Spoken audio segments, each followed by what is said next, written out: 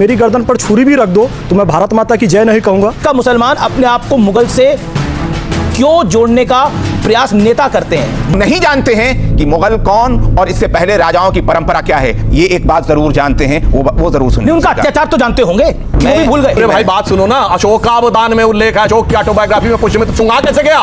जैसे 2000 साल बाद कोई कहे गांधी की ऑटोबायोग्राफी में मोदी का नाम है। ये है, इसीलिए मैंने सोर्स कोड करने को कहा था। इसीलिए मैं बाबा साहब ने लिखा है कि आप कहते हैं ना, इस्लाम में कहा जाता है मूर्ति पूजा मतलब बुत परस्त, मूर्ति भंजक मतलब बुत शिकन।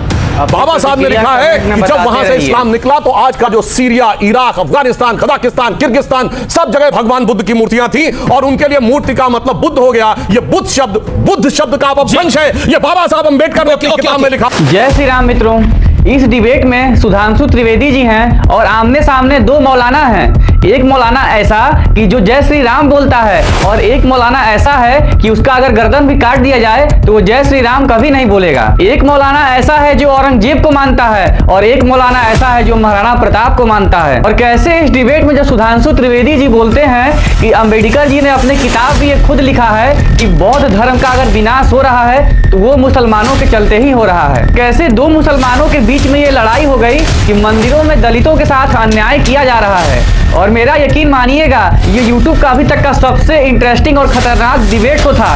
डिबेट शो नहीं, दंगल शो था। तो आइए हमारे साथ इस डिबेट शो को पूरा देखते हैं और आपकी इस पर क्या राय है हमें कमेंट में जरूर बताइएगा। चलो भाई देखो अब मैं क्या करता हूँ। अस्सलाम वालेकुम रहमतुल्लाहि व बरकातहू। जय श्री राम, भारत माता की जय। देखिए, यहाँ पर 4 प्रकार की विचारधारा है। जब बीजिंग में बारिश होती है तो दिल्ली में छतरी लेकर घूमते हैं। दूसरी विचारधारा है, मेरी गर्दन पर छुरी भी रख दो तो मैं भारत माता की जय नहीं कहूँगा। तीसरी विचारधारा है जो राम भक्तों पर गोलियां चलवाती है। और चौथी यानी कि सबसे मजबूत विचारधारा अखंड भारत की यहाँ पर मौजूद है। और पहले ही कहा कि लेफ्ट के हिस्टोरियन ने बहुत छुपाने का प्रयास किया, फिर भी इरफान हबीब को यह कहना पड़ा प्रत्यक्ष रूप से, मंगोल कभी नहाते नहीं थे, क्रूर दरिंदे थे। हजरत अमीर खुसरो के जरिए से लिखा है और उन्हीं की वंशावली है कि जब वो किसी को मारते थे तो पहले खून पीते थे। उन्हीं की वंशावली मुगल कहलाई, उन्हीं की इरफान हबीब ने लिखा है, इरफान हबीब ने लिखा है। विपिन चंद्र ने, सतीश चंद्र जो मिडिवल हिस्ट्री के इतिहासकार है वो भी लेफ्ट के हैं, वो भी बहुत छुपाने का प्रयास करते हैं। तब ये लिखते हैं कि उस समय जाफर जटल्ली नाम का एक व्यंग्यकार था, उसने बहुत अश्लील और गंदे शब्दों में लिखा। और ये जो हमारे संगीतकार भाई जब उनके पास गए थे संगीत की अर्थी लेकर, कुछ रियायत मिल जाएगी ये सोचकर, तो औरंगजेब ये कहता है कि कब्र जरा गहरी खोदना, ये संगीत दोबारा निकलकर वापस ना आ जाए। सूफी सरमत को सिर्फ इसलिए कत्ल किया, एकम ब्रह्म द्वितीयो नास्ति, नए नए नास्ते नास्ते किंचन, एक रहस्यवादी वो विचारक थे। आज भी सूफी सरमत की दरगाह जामा मस्जिद की सीढ़ियों पर है, आप जाकर देख सकते हैं। अपने भाई को नग्न करके पूरी दिल्ली की सड़कों में घुमाया, नंगे हाथी पर बैठाकर दिल्ली की सड़कों में घुमाया दारा शिकोह को, क्योंकि वो उपनिषद को मानने वाला था और उपनिषद का फारसी अनुवाद किया था और भारत में सबको लेकर चलना चाहता था। खुद मसीह आलमगीर ने बात की हुई है कि काशी विश्वनाथ का मंदिर उसने तोड़ा, मथुरा में कहां से चिराग की रोशनी आ रही है, दिल्ली आगरा तक पहुंच रही है तो जाकर उसे तोड़ा। ये सारी बातें इतिहास में दर्ज है कि 4 साहबजादों को उसने दीवारों पे चुनवाया। ये शीशगंज गुरुद्वारा क्या है, वहां पर गुरु तेग बहादुर जी का शीश कत्ल किया गया। ये औरंगजेब की क्रूरता के प्रमाण हैं और प्रमाण लिखे हुए हैं। और ये जो बातें कह रहे हैं बार बार, इस बात का कोई प्रमाण नहीं मिलता है। रोमिला थापर है, इरफान हबीब है, आप सुनना नहीं चाह रहे थे,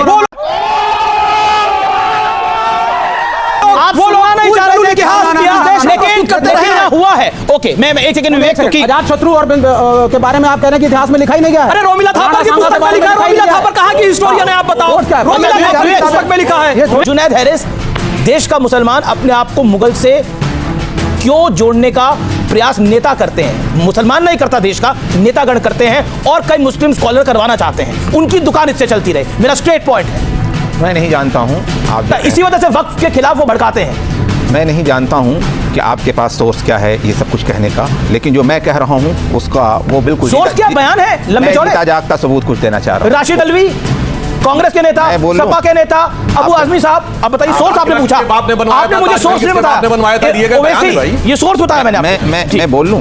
बिल्कुल साहब। मैं ये जानता हूं कि जिस वक्त ये मुल्क आज़ाद हो रहा था और नफरत की बुनियाद पर, मजहब की बुनियाद पर मुल्क को अलग भी करने की डिमांड हो रही थी, तो उस वक्त के जो रिलीजियस लीडर्स थे, हमारे मजहबी जो रहनुमा थे, जिन पर हिंदुस्तान के दुनिया की सबसे बड़ी दूसरी आबादी ने लब्बैक कहा था, मैं मौलाना आज़ाद की बात कह रहा हूँ। उन्होंने ये कहा था कि अगर हिंदू और मुसलमान अलग अलग कर दिए जाएं और फिर हमें आज़ादी मिले तो हमें वो आज़ादी भी नहीं चाहिए। हम ये जानते हैं कि हमारा अगर कोई आइडियल हो सकता है तो हम सियासी तौर पर आपको बात कर ही रहे हैं। सियासी रहनुमा की हमने बात की है मौलाना आज़ाद की। हम ये बात कर रहे हैं कि प्रैक्टिकली उस्मान ब्रिगेडियर ने पाकिस्तान का सबसे बड़ा ओहदा आर्मी का उनको देने की ऑफर हुई और उन्होंने हिंदुस्तान में रहना सिर्फ कबूल नहीं किया, अपनी जान की कुर्बानी दी। वीर अब्दुल हमीद ने अपनी जान की कुर्बानी दी। एपीजे अब्दुल कलाम आपके सामने हैं, ये हमारे हीरो हैं। हम नहीं जानते हैं कि मुगल कौन और इससे पहले राजाओं की परंपरा क्या है। ये एक बात जरूर जानते हैं, वो जरूर सुनिए। उनका अत्याचार तो जानते होंगे, वो भी भूल गए। मैं क्या जानता हूं और क्या नहीं जानता हूं वो मैं बता दे रहा हूं आपको। मैं पूरे अपने भारत के संस्कृति के हवाले से, मैं वैदिक पीरियड से मैं बात कर रहा हूं। वहां से जब हमारी बात आगे बढ़ती है तो हम अखंड भारत का स्वरूप देखते हैं तो अशोका के हवाले से देखते हैं। शर्म की बात यह रही कि इन लोगों के साथ जिन लोगों ने जुल्म किया, अभी उसके दादा की बात कर रहे थे, उसके पोते को पुष्यमित्रा ने कत्ल कर दिया और भारत हजरत को पोता नहीं था, अशोका को, अशोक का पोता था जी। अशोक का लिखा है, कहां लिखा? अरे ये कौन हिस्ट्री को कहां अभी बताता हूं। पहले आप बोले सुधांशु त्रिवेदी फिर बोले। कौन नहीं जानता है कि अशोका ने पूरी दुनिया के अंदर एक रीजनल रिलीजन को नेशनल बनाया और नेशनल से उसने इंटरनेशनल बनाया। चाइना, जापान, कोरिया कहां नहीं पहुंचा, सीरिया तक वो रिलीजन पहुंचा। लेकिन इसी मुल्क के अंदर पुष्यमित्रा के कत्ल करने के बाद बृहद्रथ को इस मुल्क के अंदर ऐसे हो गए, बहुत से विहार तोड़े गए, बहुत से बुद्धों को मारा गया, यहां तक क्योंकि जनसंख्या आप आज के वक्त में भी गिन सकते हैं कि ये नया गेम प्लान है अब हिंदू और बुद्ध के बीच में कुछ करने ये हिंदुस्तान की तारीख है। विक्रमादित्य के जमाने बड़ा स्मार्टली आपने मूव करा, आपने मुगल से घुमाया मामले को, आप बौद्ध तो बौद्ध तक ले गए, ठीक है। मैं मुगल तक जी मैं मुगल तक फिर मानिए ना, जब भी बटे हैं तब कटे हैं, मानिए इस बात को, जब बटे हैं तब कट गए। कौन बांट रहा था इस वक्त? कौन बांट रहा था? आपस में बट गए ना। अरे आपने अशोका का पोता बटा तो फिर कटा। अरे किससे बटा? किसके वजह से बटा? किसके? मुसलमान आए ही नहीं थे। ओके, अरे किससे बटा? अभी मुसलमान भारत में आए ही नहीं थे, प्रॉफिट मोहम्मद तक पैदा नहीं हुए थे। एक सेकंड। अरे भाई 270 कबल मसीह जो है बीसी में अशोका हो रहा है। और शिवाजी, जब शिवाजी और जयसिंह ने, बहुत अच्छी बात इन्होंने कही, यहीं से मैं बताता हूं। अच्छा, अब आप आगे आइए। इनके मुंह से क्या निकला? अब मैंने सोर्स क्यों पूछा था? पुष्यमित्र के बारे में जो बातें बोली जाती हैं, वो किताब का नाम है अशोकावदान, जो अशोक की ऑटोबायोग्राफी मानी जाती है। अशोक हुए 273 बीसी में और पुष्यमित्र हुआ 185 बीसी में, यानी अशोक के 90 साल बाद जी। ये अशोक के 90 साल बाद होने में मेरी बात मैंने की, मेरी बात सुनो, मेरे पूरे भाई बात सुनो ना। अशोकावदान में उल्लेख है, अशोक की ऑटोबायोग्राफी में पुष्यमित्र चुंगा कैसे गया? जैसे 2000 साल बाद कोई कहे गांधी की ऑटोबायोग्राफी में मोदी का नाम है। ये है, इसीलिए मैंने सोर्स कोड करने को कहा था, इसीलिए मैं कहता हूं ये लोग चुन कर, और उसमें क्या क्या लिखा गया है। अगर ये माने तो अशोकावदान के अनुसार तो अशोक कलिंग युद्ध से पहले बहुत हो गया था। इसलिए हम डिटेल में नहीं जाते, छोड़िए। मगर मैं एक बात कहना चाहता हूं, सुनिए आराम से। इन्होंने बुद्ध की बात कही तो मैं कोट करना चाहता हूं। बाबा साहब अंबेडकर ने लिखा है, writings and speeches of Baba Saheb Ambedkar, published by Maharashtra government in 1987, republished by ministry of social justice in central government January 2014 UPA government में। उसमें चैप्टर नंबर 9 है डिक्लाइन ऑफ बुद्धिज्म। उसके फर्स्ट पेज पे लिखा है, there is no doubt about it that the destruction of Buddhism was due to the brutal invasion of Musalmans. कोई if and but नहीं है। और जो इन्होंने कहा कि बौद्ध धर्म के साथ क्या हुआ, तो ये बाबा साहब ने लिखा है कि आप कहते हैं ना, इस्लाम में कहा जाता है मूर्ति पूजा मतलब बुत परस्त, मूर्ति भंजक मतलब बुत शिकन। बाबा साहब ने लिखा है कि जब वहां से इस्लाम निकला तो आज का जो Syria, Iraq, Afghanistan, Kazakhstan, Kyrgyzstan, सब जगह भगवान बुद्ध की मूर्तियां थी और उनके लिए मूर्ति का मतलब बुद्ध हो गया। ये बुद्ध शब्द का अपभ्रंश है। ये बाबा साहब अंबेडकर ने किताब में लिखा हुआ है, इसलिए कोई इफ एंड बट नहीं रह जाता। आज सुनिए, बाकी छोड़ दीजिए। भगवान बुद्ध की अभी सबसे बड़ी मूर्ति थी, दुनिया की सबसे बड़ी प्रतिमा, 2001 अफगानिस्तान में बामियान में किसी को परेशान कर रही थी। क्या तोप लगा के किसने बुलाया? जालिमों ने, तालिबान ने, या हिंदुओं ने? यही मैं कह रहा हूं इतिहास। और सुनो, 2013 में बोध गया मंदिर में ब्लास्ट किसने करने की कोशिश की?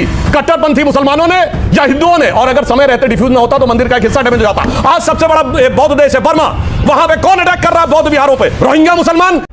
तो मित्रों, कैसा लगा आपको हमारा ये वीडियो? तो ऐसे ही और भी इंफॉर्मेटिव और इंटरेस्टिंग कंटेंट के लिए आप हमारे वीडियो को लाइक करके चैनल को सब्सक्राइब कर लीजिएगा और कमेंट में अपनी प्रतिक्रिया जरूर बताइएगा, ताकि आपके लाइक, सब्सक्राइब और कमेंट से हमको मोटिवेशन मिले और ऐसे ही और भी इंटरेस्टिंग वीडियो आपके लिए हम बना सकें। आपसे मिलते हैं हम अगले वीडियो में। अपना ख्याल रखिएगा, तब तक के लिए जय हिंद।